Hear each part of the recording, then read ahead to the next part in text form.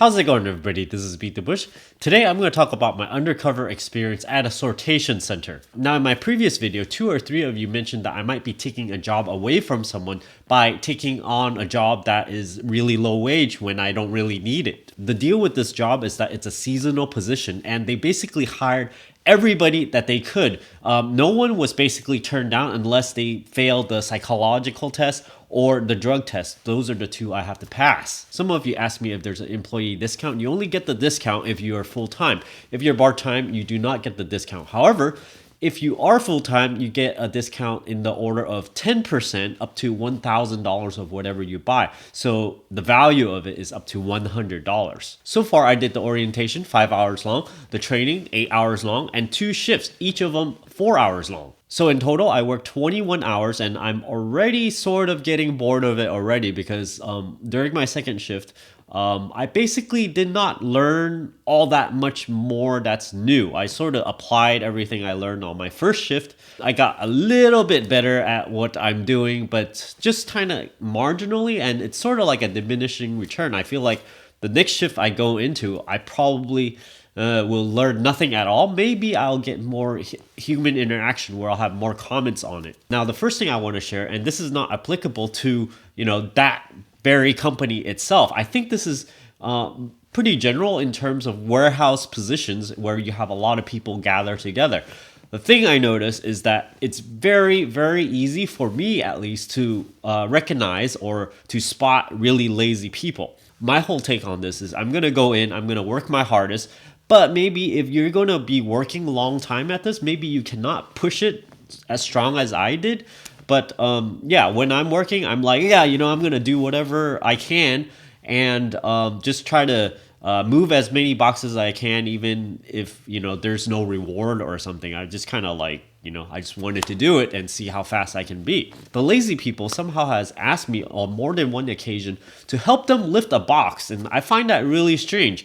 If it has the heavy stickers on it, sure. But more often than not, that when the lazy people ask me to lift a box, I go and help them. And when I see, oh yeah, it's a pretty big box, and then when I lift it, I'm like, whoo, like this. It's like tissue paper or something. It's like really light. The whole thing was like, I don't know, 2 or 3 pounds or something. You can basically lift it up by yourself. And I don't know what the deal is with them, but they did not want to lift it by themselves. So I don't know. I think it was kind of like a kind of drag your feet type of thing where you might look like you're working a lot because if you have a really big box but it's light and you have 2 people holding it, yeah, it'll take a lot more time because you're scooting slowly towards wherever that box is supposed to go.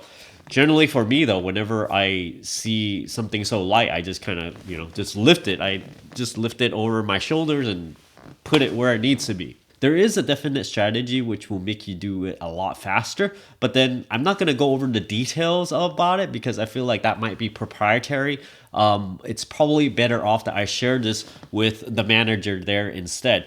But basically, you get used to the equipment and you kind of have a feel for the delay times.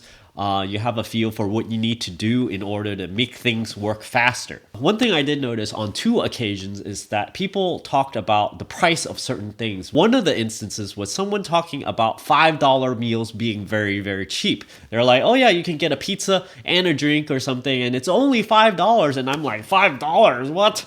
That's not that cheap to me because, I eat at home and I'm eating rice, quinoa, some tomato with some chicken breast and all of those.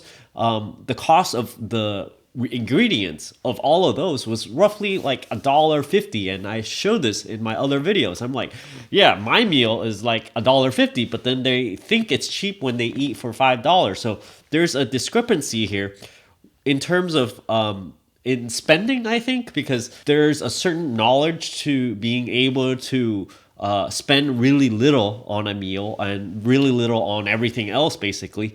And I think having that knowledge of being able to eat cheap and well might do those people really well. But I don't think I'm not gonna like go up to them and go, hey, stop eating out.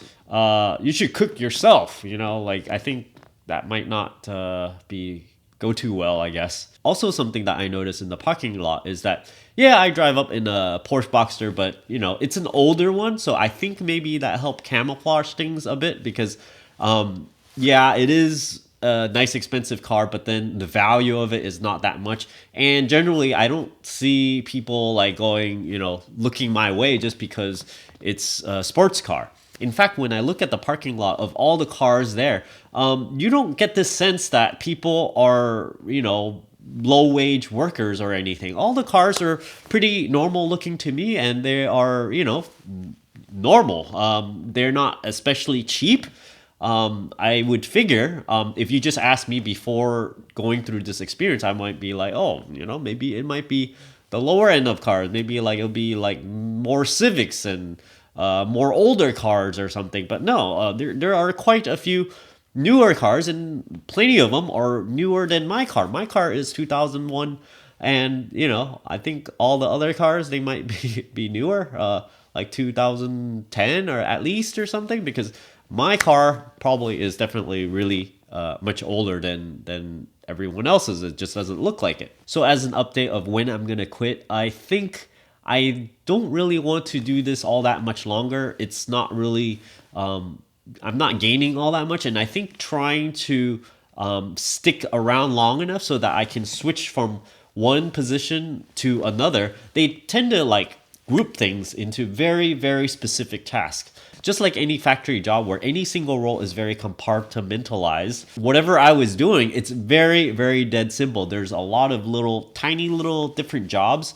And I think if I were to work there for much longer, you know, you might like end up working there and then you're like, okay, yeah, maybe you want to learn something else. You can go and switch to do something else. But I think this might take weeks and kind of like my time. I need to do other things other than be at this job. So I don't know how much longer I'm actually going to stay. The next shift, it depends if I'm going to learn a lot more suddenly for some reason.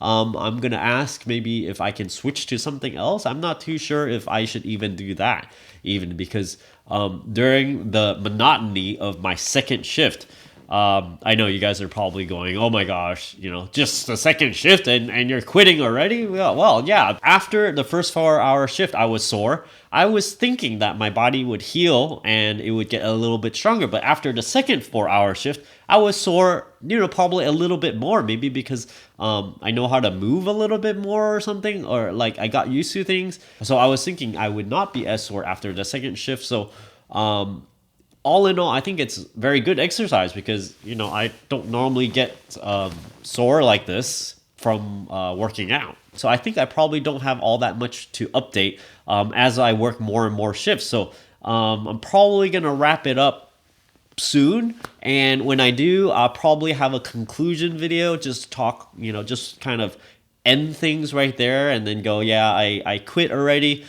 This is the overall experience, etc. So I'll probably make, you know, just one additional follow-up video regarding this experience. Don't forget to give me a like on this video, comment down below. Just let me know your take on, you know, my feedback here.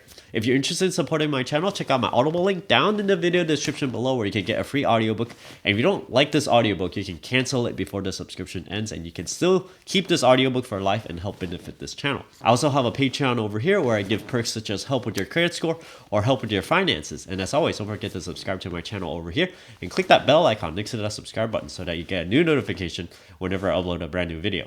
Thanks for watching.